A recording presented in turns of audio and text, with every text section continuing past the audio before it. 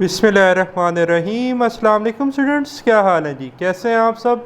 उम्मीद करता हूँ आप सब खैरियत से होंगे। स्टूडेंट्स, मैं हूँ मोहम्मद इब्राहीम, आपके चैनल डायमेंशनल फिज़िक्स से। और प्यारे स्टूडेंट्स, आज हम डिस्कस करने वाले हैं class 9 physics 2025 Punjab text book board chapter number 9। आपका लास्ट चैप्टर है जी इस न्यू बुक का, जिसका नेम है नेचर ऑफ साइंस। और आज हम इसे डिस्कस करने जा रहे हैं।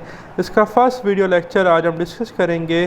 फर्स्ट ऑफ ऑल बच्चों, what is meant by science? Science आप बचपन से पढ़ते आ रहे हैं, आपने क्लास 5th 6 फिर इवन 7 फिर 8 डिटेल में पढ़ना शुरू की कि भाई साइंस है क्या। देखें बच्चों, जब इंसान इस दुनिया में आया तो इंसान ने सोचना, गौर व फिक्र करना शुरू कर दिया।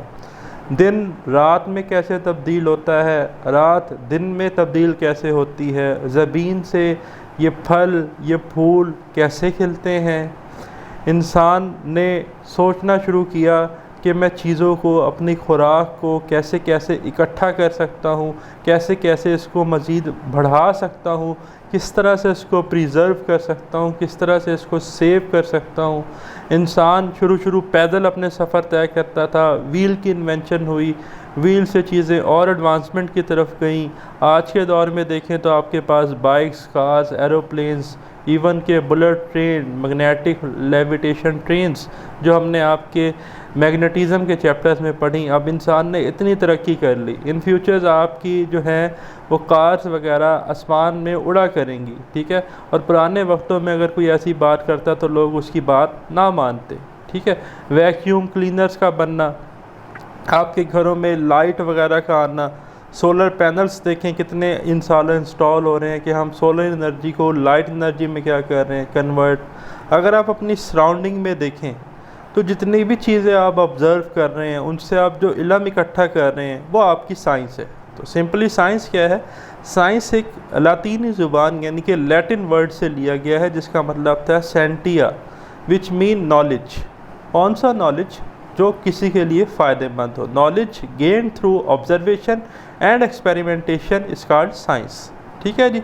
वो नॉलेज बच्चों जो ऑब्जर्वेशन से प्लस एक्सपेरिमेंटेशन से, उस बात की तहकीक करके, उसको एविडेंशली प्रूव करके, उसका हाइपोथेसिस, उसका मफरूज़ा, उसकी थ्योरी, सारे स्टेप्स क्लियर करके बनाया गया हो।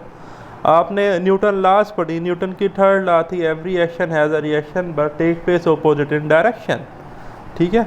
आप अपना हाथ जो है वो ज़रा दीवार पे मार दें थोड़ी देर के लिए, ठीक है, मुक्का मारें ज़रा दीवार पे। आपने तो दीवार को मुक्का मारा, दर्द आपको क्यों हुआ? भाई दीवार ने आपके हाथ पे फोर्स लगाई। तो ये लॉ कैसे बनी? लॉ इन सारे स्टेप से, ये जो मैंने आपको स्टेप बताया, थ्योरी का, हाइपोथेसिस का, एविडेंस का, ऑब्जर्वेशन का, इस सारे को मिला के हमारे पास लॉ बनती है बार बार फिल्ट्रेशन के बाद। तो चैप्टर नेम साइंस नहीं है, चैप्टर नेम है नेचर ऑफ साइंस। अब nature of science mean science की नेचर। भाई nature of science is equal to physics. Actually ये जो नाम है नेचर ऑफ साइंस, इसको हम फिज़िक्स भी कहते हैं। अब फिज़िक्स क्या है?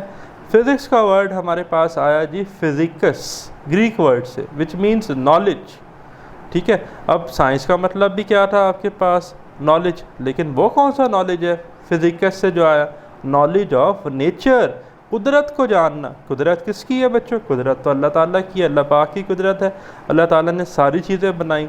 तो एक्चुअली ये है क्या? Nature of science is equal to nature of Allah ताला, ठीक है। अब आसमान में अगर हम देखें, तारे, चीज़ें वगैरह, कितनी जो है ख़ूबसूरती से अल्लाह ताला ने चीज़ों को वेल डेकोरेट किया, ठीक है।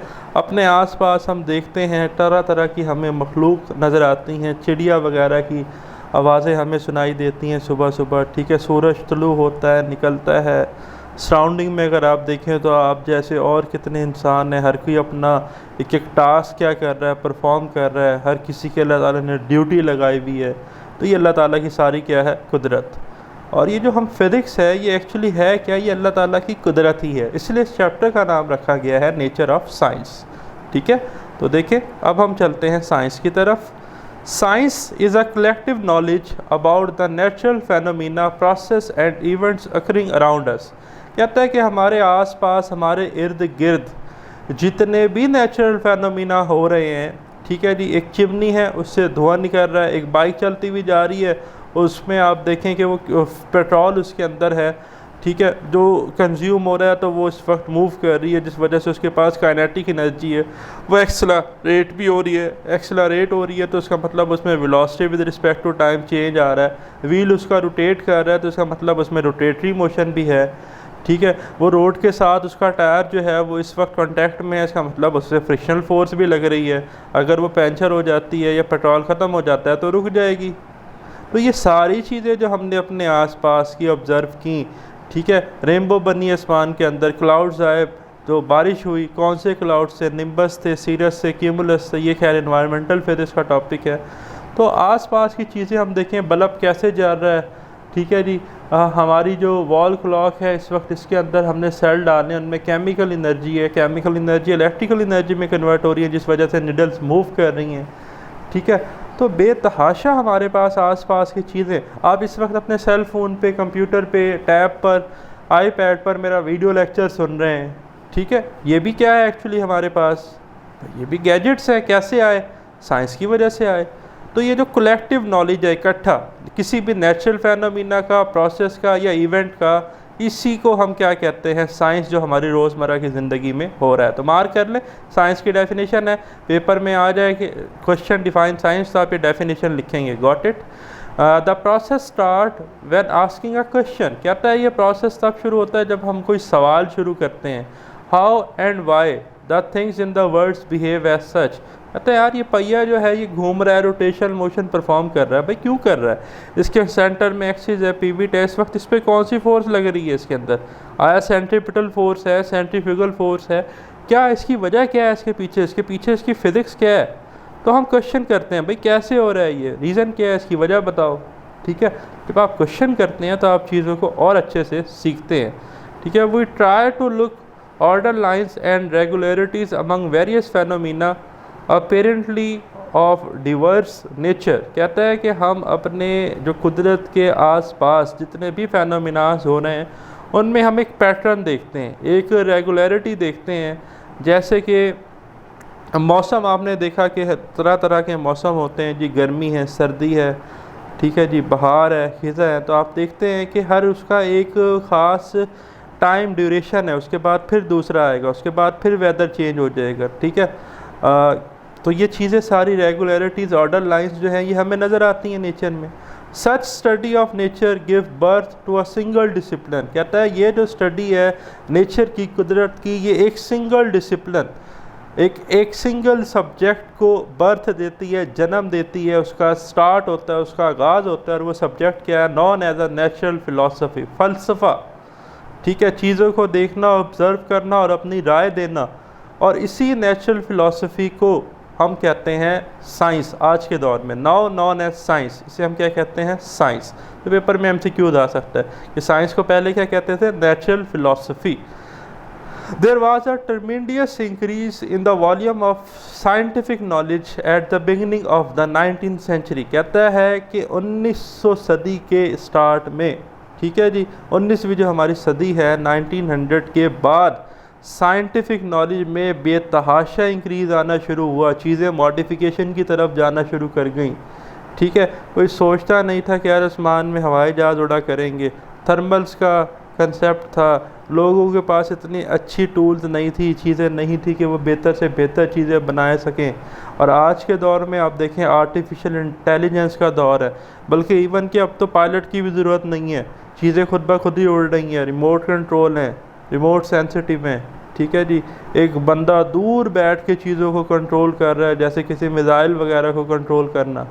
That made it necessary to classify the study of nature basically into two main disciplines।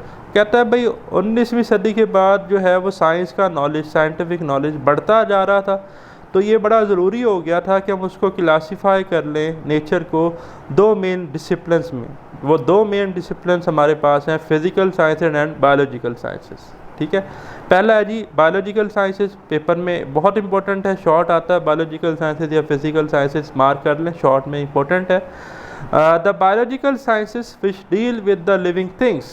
Science की वो ब्रांच, ठीक है, यहाँ पर ज़्यादा मुनासिब रहेगा कि साइंस की वो ब्रांच, नेचुरल फ़िलासफ़ी की वो ब्रांच जो बायोलॉजिकल साइंसेस कहलाती है वो किस के हवाले से डील करती है, लिविंग थिंग्स के हवाले से, ज़िंदा चीज़ों का। इसमें ह्यूमंस आ गए, प्लांट्स आ गए आपके पास, ठीक है जी, एनिमल्स आ गए। तो लिविंग थिंग्स की जो स्टडी है, स्टडी ऑफ लिविंग थिंग्स, वो क्या है जी, बायोलॉजिकल साइंसेस, ठीक है। और याद रखिएगा बायोलॉजिकल साइंसेस को हम नॉन फिज़िकल साइंसेस कहते हैं, ठीक है। तो फिज़िकल साइंसेस क्या होती हैं? Physical sciences which are about to the study of non living things like atom. Atom क्या है जी? Atom is the smallest particle of an element. Atom के अंदर क्या है? Central dense part, nucleus. Nucleus के अंदर प्रोटॉन है, न्यूट्रॉन है, और न्यूक्लियस की सराउंडिंग में इलेक्ट्रॉन रिवॉल्व करते हैं with in the atom. Bohr atomic model आप पढ़ेंगे डिटेल में, उसमें हम उसके पास्टुलेट्स को समझेंगे। तो फिज़िक्स के अंदर अब एक वॉल क्लॉक है, लटका हुआ है। तो ये जो वॉल क्लॉक है ये तो नॉन लिविंग थिंग है हमारे पास, ठीक है। हमारा लैपटॉप, हमारा cell phone non living thing है। तो फिज़िक्स में हम जो है वो नॉन लिविंग थिंग्स की फ़िज़िकल साइंसेस में हम चीज़ें डिस्कस करते हैं, ठीक है। तो इसी वजह से फ़िज़िक्स जो है ये एक इम्पोर्टेंट पार्ट है, बड़ा एक अहमियत रखता है फ़िज़िकल साइंसेस के अंदर, ठीक है। तो बायोलॉजिकल साइंसेस जो है ये नॉन फिज़िकल साइंसेस है, ठीक है। ये अच्छे से याद रखनी है बात।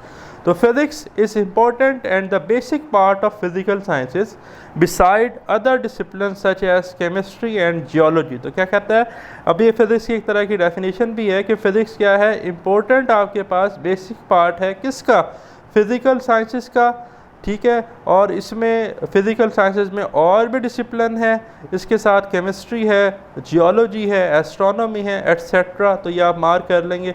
और इसी तरह बायोलॉजिकल साइंसेस में बॉटनी है, ज़ूलॉजी है, जियोलॉजी है, एट्सेट्रा, ठीक है जी। ये चीज़ें इसके अंदर हैं।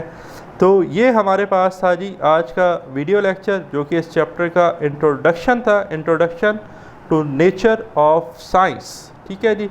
तो इंशाल्लाह वेरी सून हम डिस्कस करेंगे स्कोप ऑफ फिज़िक्स को। अपना ख्याल रखिएगा, मुझे दें इजाज़त, अल्लाह हाफ़िज़।